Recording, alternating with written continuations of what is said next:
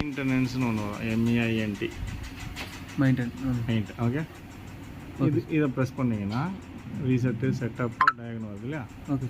Setup password 0 தான். So okay கொடுத்துருங்க. Okay. Next meter CT setting எதாவது மாற்றுறதா இருந்தால் மீட்டரில் போய் மாற்றணும். Okay sir. நம்ம வந்து டிமாண்ட் தான் மாற்றுறீங்க. ஸோ டிமாண்டு கீழே இருக்கிறத ப்ரெஸ் பண்ணுங்கள். அப்படியே டவுன் வாங்க. ஓகே.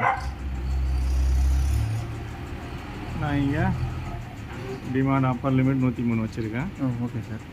எடிட் பண்ணுறதா இருந்தால் எடிட் கொடுத்தீங்கன்னா பிளிங்க் ஆகும். ஒன்றா